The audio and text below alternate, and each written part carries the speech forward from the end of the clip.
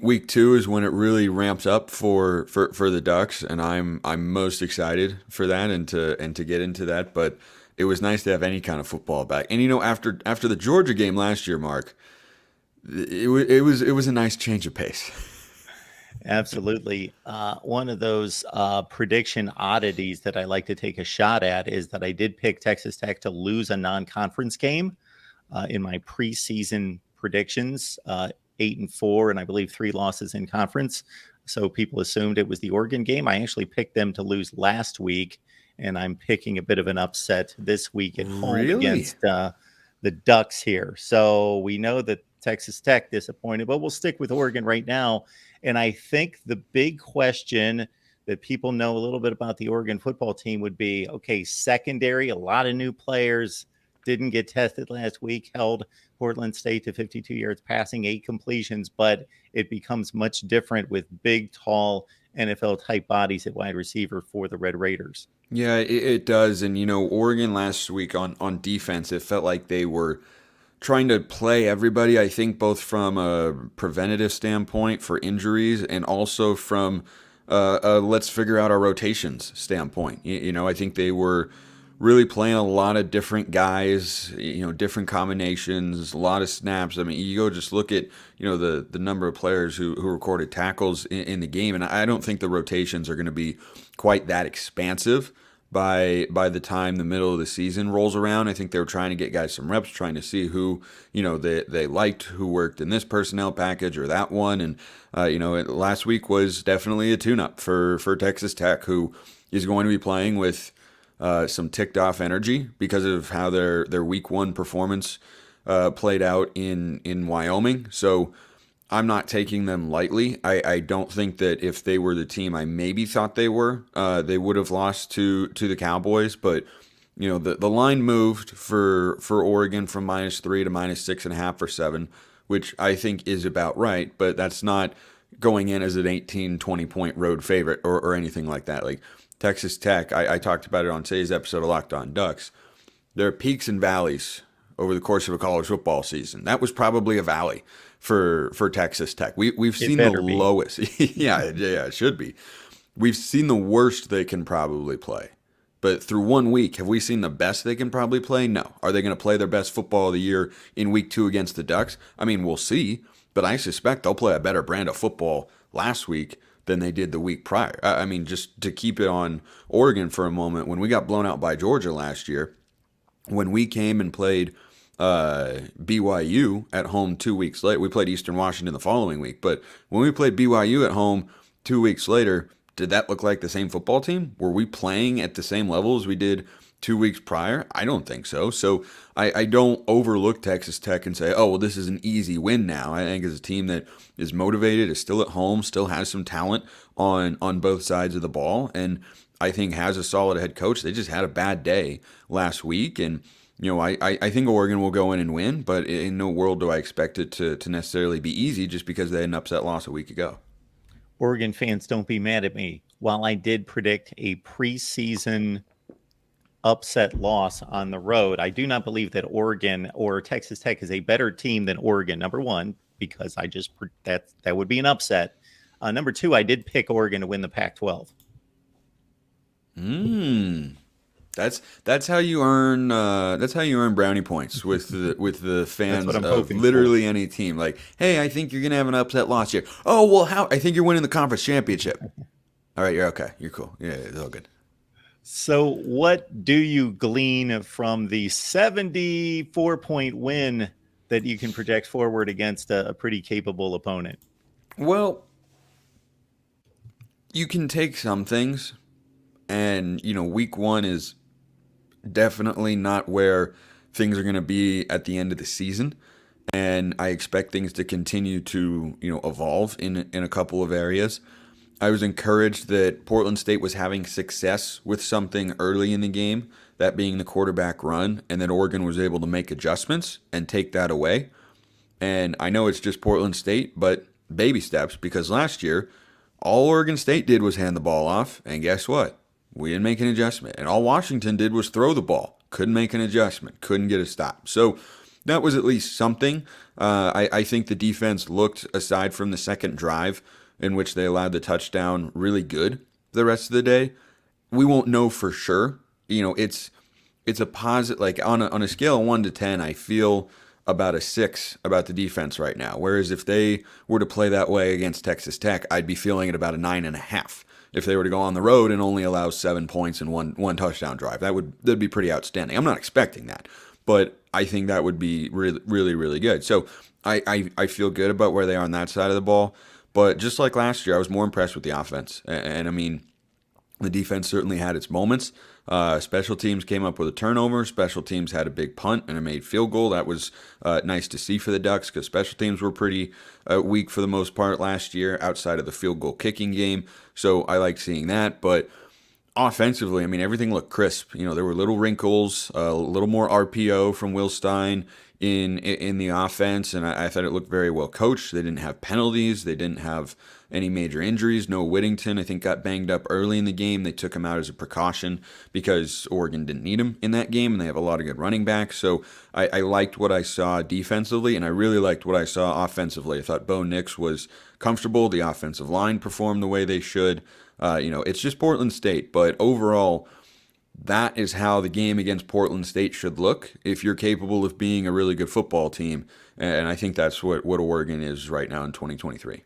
Spencer McLaughlin, Locked On Ducks, Locked On Pac-12. Get on over there, check this out, because this is one of the premier games. This has been a game during the off season that I have looked forward to. That I think it's at 7 p.m. Eastern, by the way.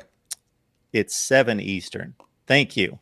I think. Let me double check that, but I know it's 5 p.m. Mountain Time, which is usually 7 p.m. Eastern. That would. But time zones are indeed an oddity, shall we say? I do think you nailed that one, though. They confuse me regularly. So 7 Eastern, folks. Yeah, 5 p.m. Mountain Time. I normally don't even put that information on there, so I tried to be more informational for the folks, and I screwed it up. So, so check your local listing. That's what you get for trying, Mark. Tyler Shook is trying. He's trying for a 6th year, and so your old buddy Tyler Shook, of course, is going to be on the field. Texas Tech attempted the 6th most passes in the FBS last year. They were one of the top passing attacks with 302 yards passing. I mentioned off the top the big body receivers they have. Jaran Bradley in particular is a big 6'5" receiver as a freshman, ranked high in the Big 12 statistically. So I mentioned off the top the challenge of a new secondary, but also in our conversations during the offseason was your concern about a pass rush that was fairly non-existent through 2022. So what are your thoughts there? That it's going to be tested this week more than it was against Portland State, who only threw the ball 20 times. It was quick hitters and, a smart game plan from Portland State. Like, they were just so outmatched with personnel, it wasn't going to matter.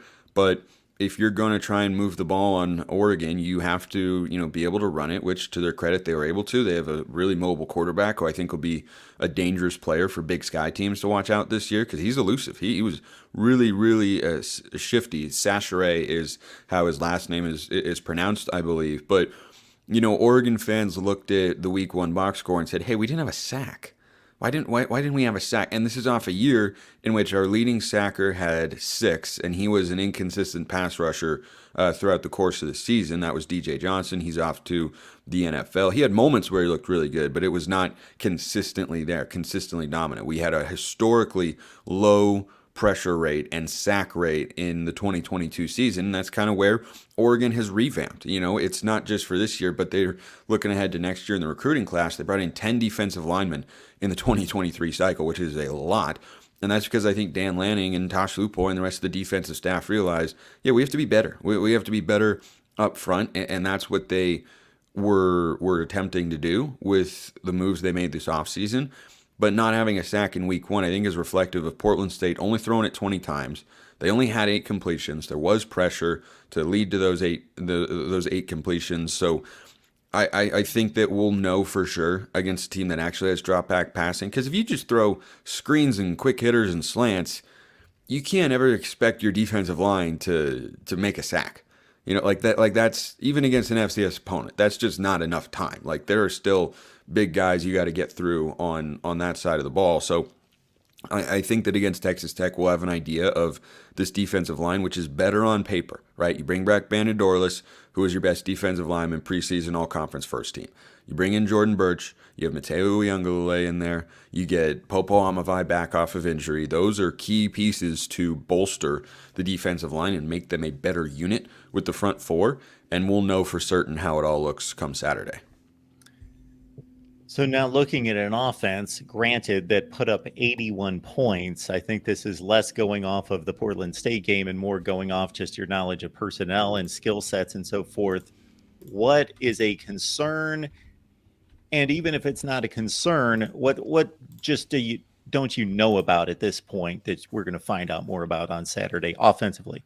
I don't know that I have a concern after the way everything looked from the get go. Maybe they could have early in the game opened up a few more running lanes. They were in a couple of third and longs that they converted, and those third and eights aren't going to be quite as easy to pick up against the Red Raiders as it was or as they were against Portland State. So I'm not that worried about it though. I've seen this offensive line only for one game in its current iteration, but there's plenty of talent there and experience. You just have some shuffling around, some guys who are not back from last year, but they're certainly not short on talent. Josh Connerly, number one offensive tackle in his class, is now the starter at left tackle. Johnny Cornelius, highly coveted transfers at right tackle. You've got Marcus Harper, who was a starter at guard last year. Jackson Powers Johnson, who was a starter at guard. JPJ is the center, and then you have Stephen Jones at the other guard spot. That was your starting offensive line, and you have some rotational guys in there as well with good depth pieces, and I think Oregon is in a position to be able to run the football successfully. I don't know if throughout the course of the season, if Oregon can do what they did last year, which is allow the fewest sacks in the country. I don't know if that's a reasonable standard. We'll have a better feel for that this Saturday. The offensive line should still be good. It should still be a plus unit. I just know that last year they were so good. I think that's just too high a standard to hold any offensive line to and say, well, if you're not there, then it's a major drop off or anything like that. So I think that puts the onus on Bo Nix a little bit to make sure they're in the right protections, understand the concepts that he's seeing from the defense, and getting the ball out in a timely and efficient manner, and also keeping himself healthy, which unfortunately he wasn't able to do for all 13 games last year. And be able to use his mobility, which is a big reason that Oregon didn't allow a lot of sacks in 2022, because Bo Nix can move and he's a hard guy to tackle. So I think we'll have an idea of how good they can be this Saturday against Texas Tech. I don't think they necessarily play their best game of the year against Texas Tech. Like if they go out and win 31-23 and they barely cover but they look pretty solid, I don't think that's necessarily the best football game the Ducks will play this season, but based on what we saw in week one, I think they're in pretty good shape on both sides of the ball. Yeah, I think they win this game anywhere from 65 to 75% of the time. If the two teams could play 100 times, I think they're in that range. You sound confident. Where would you rank your confidence scale from 1 to 100? Portland State being a 99.9999999 that you're going to win the game. How about this trip to Lubbock? I'll go 72. Okay. I think 72, and I would have been a lot closer to 60 before I saw them, play down to their competition a week ago. But I'm not jumping up into the 80 or 90 department because, like I talked about earlier, you have peaks and valleys over the course of a season. We saw it last year with the Ducks. We saw it in 2021 from the Ducks. I mean, that was a team that went on the road and beat Ohio State. Same team, same players, same coaches, same everything. And Oregon actually had Kayvon Thibodeau in the second game. They didn't have him against Ohio State. They went on the road and lost to a 3-9 Stanford team. Let him hang around, had some disastrous officiating that went against them. But why was Stanford even in the game? Because Oregon played horribly. But they played really well against Ohio State. So I don't doubt that Texas Tech is going to get up for this game. But I think Oregon is in a position to, really thwart Texas Tech's season. And, starting 0-2 is certainly not what they were looking for down in Red Raiders country. But I think the Ducks are favored appropriately in this game, but should not take Texas Tech lightly just because they had a bad game last week, because you're still going on the road. You're still playing a Power 5 team that won 8 games with a returning quarterback and several other pieces from a season ago. Like, the team themselves, they haven't changed, right? Like, we weren't a big favorite, and I talked about it all summer long on Locked On Ducks about, hey, don't overlook this Texas Tech game. And even though they, bottomed out with how they played a week ago, I'm still not in the mode of, hey, let's not overlook them. This is dangerous. This is a 50-50 game. I think it feels more like a 60-40 game now, but I've seen Oregon lose games where I felt more than 60% confident that I thought they were going to win. And to bring that correlation full circle, as you well know, that Utah team obviously routed Oregon twice, and they lost to Ohio State in the Rose Bowl. So, there you go. Yeah, my dad had a funny text about that when, it was obviously after we'd gotten our butts kicked twice by Utah, and then they went and lost to Ohio State. And he just texted me and some other Duck fans, and he said, "So, if we beat Ohio State beat Utah, does that mean that we are better than Utah?" I was like, the logic is sound. Take it. Yes. Spock approved. Absolutely. All right. You mentioned the Pac-12 being the best conference in college football. I believe we are honoring the Pac-12 with as many Pac-12 helmets as we can find to display right there. And see, I'm a guy, Spencer, that separates this is what I believe versus this is what the results are telling me. So what I believe is that it's the third best conference in college football. What the results have told me thus far is that, well, it's incomplete, obviously. I don't know that they've played anyone that good, but they're perfect. They are perfect, and that's why I have them as the best conference in America right now. That is subject to change, as is every other ranking that we do throughout the course of the season. Georgia's the number 1 team in the country right now. Are you telling me that couldn't change by the end of the year? Of course it could. Duke is going to be a top 25 team right now after their win over Clemson, their dominant win over Clemson. Does that mean they're going to be for the rest of the season? In the country, Spencer. I hate to break the news to you. I got them number 2. I just rank based on what I see on the field. Go ahead. But I look at the Pac-12 and say, okay, so Colorado is better than most people thought. And it was pretty funny. After their big win, I recorded a podcast on Saturday reacting to Deion Sanders getting it done and Colorado's big upset win. And, the comment section was just flooded with people who, I predicted this. I had it. I had him winning. And I'm like, okay, 10% of you might have, but there's not a world in which all these, I thought Colorado was a 3 or 4 win team. I landed on 3 wins because their schedule was tough. I thought they could have been 4 or 5 if their schedule had been more favorable, but they had a hard non-conference schedule. But one of the losses I had chalking up to them was, they're going to go and lose to TCU in week 1. They couldn't possibly do that.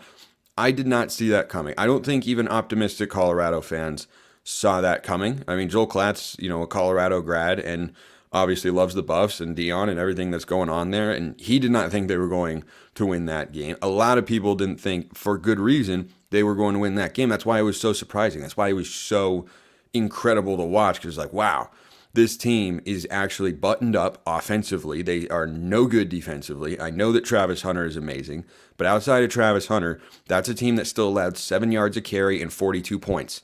And they had 2 interceptions in the red zone. So if TCU, let's just say, performs how you would on average in the red zone, 1 touchdown and 1 field goal, they allowed 52 points in the game.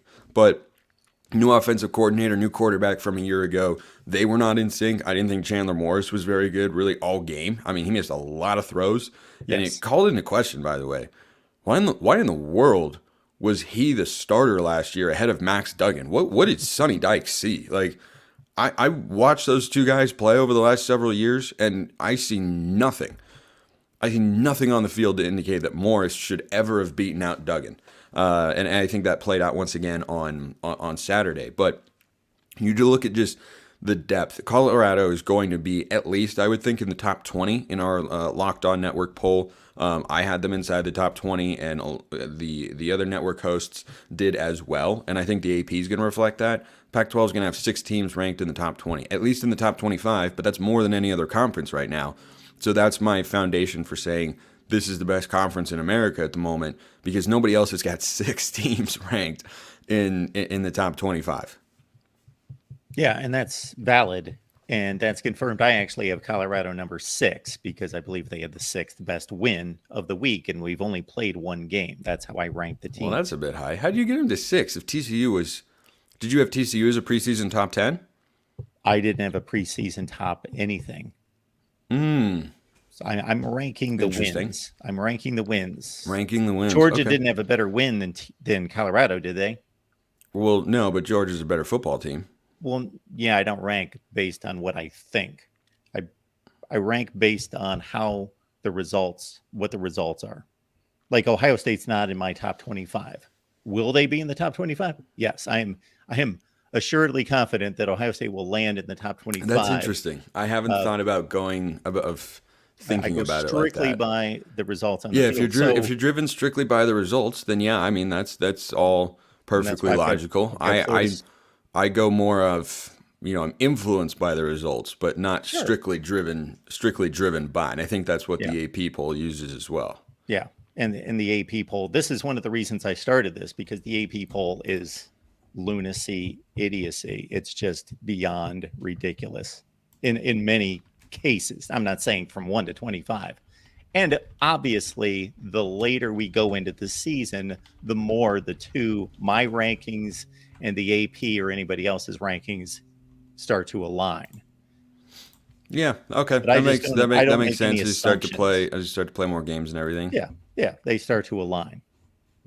But as of right now, I've got North Carolina number 3, third best win of the week, in my estimation. Yeah, they were impressive. That is not a bad South Carolina team. I think Shane Beamer is a solid coach, and I was impressed with North Carolina. And I remember Joel Klatt on his podcast was talking about Oregon's Holiday Bowl win against North Carolina last year, and before they were on the air with Dan Lanning in the post-game celebration and everything. Dan Lanning came over to Joel Klatt and said, "Boy, number 10's good, ain't he?" And I was like, he's pretty good. And I watched Drake May on that touchdown he threw where he gives his guy a chance, flipping his hips, falling back under pressure like that. I'm all in on the Drake May hype. Not just because on College Game Day they did a feature about him where he's out playing 2v2 on the golf course with his brothers. That is that's how you win brownie points with me. You're Mark. A golf guy. Yeah, I'm a big golf. I played golf yesterday. It was wonderful. Where was I going to go with that? Well, they found a defense. So that's where I think that they, at least for 1 week, they found a defense that I haven't seen for years and years and years in that powder blue. They've recruited well on that side, but have not developed or worked out a scheme. But they suddenly found one, apparently. All right, Spencer McLaughlin, Locked On Ducks, Locked On Pac-12. In the meantime, please subscribe and hear and like the video. It's a simple thing to do. Like the video. And again, check out Spencer's work. Enjoy the game, Spencer. Thank you very much, Mark. Good to talk to you.